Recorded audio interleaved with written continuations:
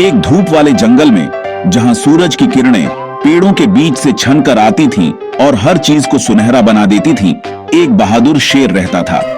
उसका नाम था लियो। लियो बहुत ही ताकतवर और निडर था। जंगल के सभी जानवर उससे डरते थे, लेकिन वे उसकी इज्जत भी करते थे। उसके सर पे बड़े बड़े बाल थे, मेन, जो हवा में लहराते थे और उसे और भी शाही बनाते थे। और उसकी दहाड़ बहुत तेज थी। जब भी वह दहाड़ता, पूरा जंगल गूंज उठता और सभी जानवर सतर्क हो जाते। लियो के घर के पास एक छोटी सी गुफा में एक चालाक खरगोश रहता था। उसका नाम था रॉबी। रॉबी बहुत ही चंचल और तेज तर्रार था।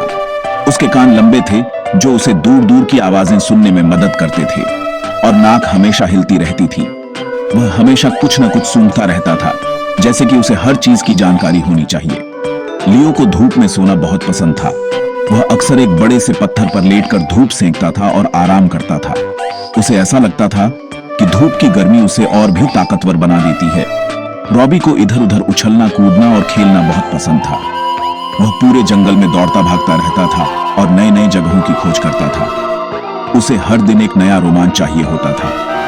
एक दिन लियो और रॉबी की मुलाकात हुई। लियो ने रॉबी से पूछा, तुम्हें इतना उछल कूद क्यों पसंद है?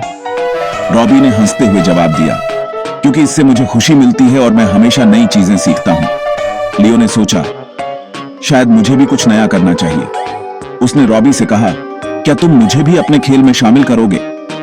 रॉबी बहुत खुश हुआ और बोला, बिल्कुल, चलो आज हम एक नया खेल खेलते हैं। उस दिन से लियो और रॉबी अच्छे दोस्त बन गए। वे साथ में खेलते, दौड़ते और नई नई जगहों की खोज करते। लियो ने सीखा कि कभी कभी आराम करने के साथ साथ खेलना भी जरूरी है। और इस तरह जंगल में सभी जानवरों ने देखा कि कैसे एक शेर और एक खरगोश की दोस्ती ने उन्हें एक नई सीख दी। वे समझ गए कि चाहे हम कितने भी अलग क्यों ना हो, दोस्ती और समझदारी से हम एक दूसरे से बहुत कुछ सीख सकते हैं। और इस तरह लियो और रॉबी की कहानी जंगल में हमेशा के लिए यादगार बन गई। सूरज ढलते ही वे दोनों अपने अपने घर लौट गए, लेकिन उनके दिलों में एक नई दोस्ती की चमक थी। एक दिन रॉबी उछलता कूदता लियो के घर के पास पहुंच गया। लियो गहरी नींद में सो रहा था। रॉबी डर गया, पर वो उत्सुक भी था। उसने धीरे से आवाज लगाई, हेलो मिस्टर लायन। लियो ने अपनी एक आंख खोली। उसने छोटे से खरगोश को देखा। हेलो लिटिल रैबिट, उसने गुर्राते हुए कहा। अचानक आसमान काला हो गया। बड़े बड़े काले बादल छा गए। Oh no, a storm is coming, Robbie चिल्लाया। वो डर के मारे कांप रहा था। लियो ने देखा कि रॉबी कितना डरा हुआ है। उसे उस छोटे से खरगोश पर बहुत दया आई। कम हियर लिटिल रैबिट, लियो ने प्यार से कहा। तुम्हें डरने की कोई जरूरत नहीं है। वो अपने घर में थोड़ा सा हट गया ताकि रॉबी आराम से अंदर आ सके। लियो की दयालुता को देखकर रॉबी हैरान रह गया और उसके घर में उछल गया। तुम्हारा घर कितना आरामदायक है, रॉबी ने कहा। वो गर्मी के लिए लियो के पास आकर बैठ गया। तुम्हारे साथ रहना बहुत अच्छा लगता है, रॉबी ने मुस्कुराते हुए कहा। बाहर तूफान आ रहा था। बारिश की बूंदें खिड़की पर टकरा रही थीं और हवा जोर से चल रही थी। लेकिन घर के अंदर लियो और रॉबी सुरक्षित और गर्म महसूस कर रहे थे। तूफान कितना भी बड़ा क्यों ना हो, हम साथ हैं, लियो ने कहा। और यही सबसे महत्वपूर्ण है। लियो ने कुछ स्वादिष्ट भोजन निकाला और दोनों ने मिलकर खाया। तुम्हारे साथ खाना भी एक मजेदार अनुभव है, रॉबी ने कहा। दोनों ने मिलकर हंसी मजाक किया और तूफान की आवाज को भूल गए। तुम्हारी हंसी बहुत प्यारी है, लियो ने कहा। धीरे धीरे दोनों को नींद आने लगी। अच्छी रात लियो, रॉबी ने कहा। अच्छी रात रॉबी, लियो ने जवाब दिया। बाहर तूफान धीरे धीरे शांत हो गया और घर के अंदर लियो और रॉबी गहरी नींद में सो रहे थे।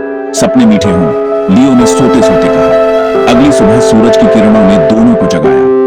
नया दिन, नई शुरुआत, लियो ने कहा। चलो आज का दिन भी हंसी और खुशी से भर दे। दोनों बाहर निकले और सूरज की रोशनी में नहाए। तुम्हारे साथ हर दिन एक नया रोमांच है, रॉबी ने कहा। और हर दिन हंसी और खुशी से भरा होता है, लियो ने मुस्कुराते हुए जवाब दिया। सेक्शन 5, अ हेल्पिंग पॉ, अ लिसनिंग ईयर। अगले दिन सूरज फिर से चमक रहा था। रॉबी खेलना चाहता था। Let's play hide and seek, Robbie ने लियो से कहा। लियो खुशी खुशी खेलने को तैयार हो गया। उसे रॉबी के साथ समय बिताना अच्छा लगता था। Section 6. The Search for the Lost Ball. This is a story about Robbie the Rabbit and his adventurous day with his favorite ball. Robbie ने अपनी गेंद को बहुत जोर से किक मारी. Robbie loved playing with his ball. It was his favorite toy, and he would spend hours kicking it around the meadow. गेंद एक झाड़ी के ऊपर से उड़कर गायब हो गई. The ball soared high into the sky, spinning and twirling, before it disappeared over a tall, thick bush. "Oh no, my ball!" Robbie chillaya. He couldn't believe his eyes. His precious ball was gone, and he felt a pang of worry. वो उदास दिख रहा था. Robbie searched around the bush, but there was no sign of his ball. His ears drooped, and he felt very sad. Leo ने अपने मजबूत पंजों से झाड़ी को हटाया. उन्हें गेंद मिल गई. Just then, Leo the lion, Robbie's best friend, came by. Seeing Robbie's distress, Leo decided to help. With his strong paws, he pushed aside the thick bushes, and there it was, the lost ball. Robbie बहुत खुश हुआ. Robbie's face lit up with joy. He couldn't contain his excitement. वो उछलने लगा. "Thank you, Leo."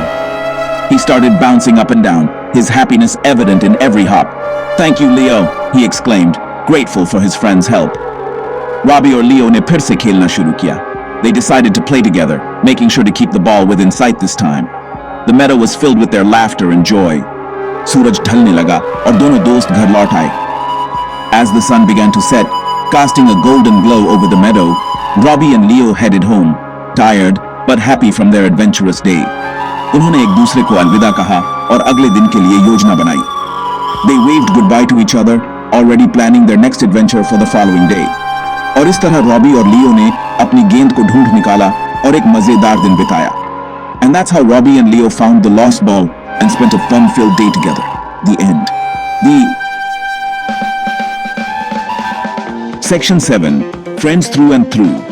लियो और Robbie हर रोज साथ में खेलते थे. उन्होंने एक दूसरे की मदद करना सीखा. लियो ने सीखा कि छोटे जानवर भी बहादुर हो सकते हैं. रॉबी ने सीखा कि बड़े जानवर भी दयालु हो सकते हैं. Section 8. A bond of friendship. Leo the lion और रॉबी द रैबिट बहुत अच्छे दोस्त बन गए. उन्होंने सबको दिखाया कि दोस्ती कहीं भी हो सकती है. बस जरूरत है एक अच्छे दिल की और मदद करने की इच्छा की. याद रखें, एक सच्चा दोस्त एक खजाना हो.